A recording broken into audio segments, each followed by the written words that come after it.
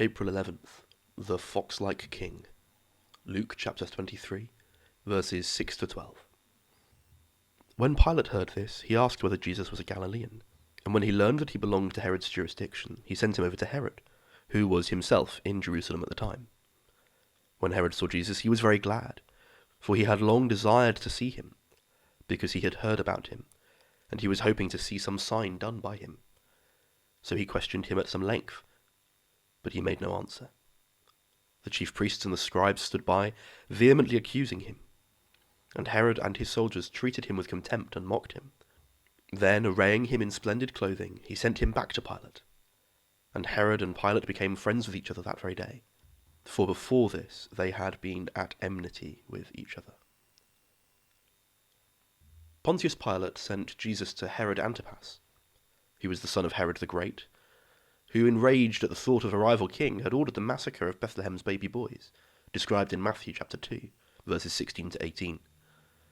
Antipas was probably the most capable of Herod's sons, but his ability was combined with moral degradation. In a moment of drunken bravado, he had offered his wife's daughter anything she wanted as a reward for the way she had danced. On her mother's instructions, she asked for the head of John the Baptist. Mark chapter 6, verses 21 to 29. It is nauseating to read that when Pilate sent Jesus to him, Herod's heart skipped a beat with excitement. There had been a time when the very mention of Jesus' name had given him serious pause for thought. He believed that Jesus' miracles indicated that he must be John the Baptist back from the dead. Mark chapter 6, verse 16. Not now, however.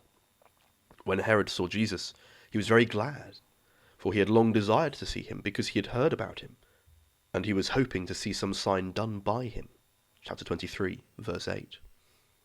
So with neither a sense of guilt or remorse for what he had done to John, nor any compassion for the figure who was stood before him exhausted and demeaned, Herod questioned the Lord Jesus.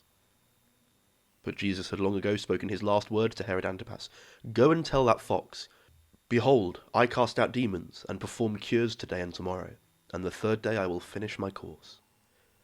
Chapter 13, verse 32. There would be no further message now, not even in response to Herod's insistent questioning. Thus was the ancient prophecy fulfilled. He was oppressed and he was afflicted, yet he opened not his mouth. Like a lamb that is led to the slaughter, and like a sheep before its shearers is silent, so he opened not his mouth. Isaiah chapter 53, verse 7. Herod is not left alone.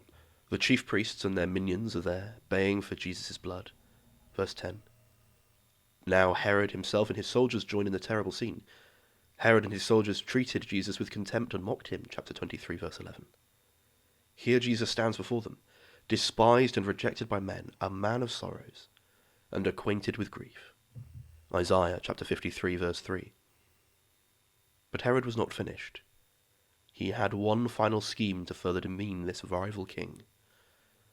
Arraying him in splendid clothing, chapter 23, verse 11, he sent him back to Pilate. Behold, our king, indeed. And on that day, Herod Antipas and Pontius Pilate, who had been enemies, became friends. Verse 12. Sin is like that. See Romans chapter 1, verse 32. These two men had nothing in common except hatred of Jesus. But notice how regal the bearing of King Jesus is. He accepts the verdict. He will bear man's judgment against himself, because he knows it is God's judgment on those in whose place he stands. He knows that this is the only way in which he can save us.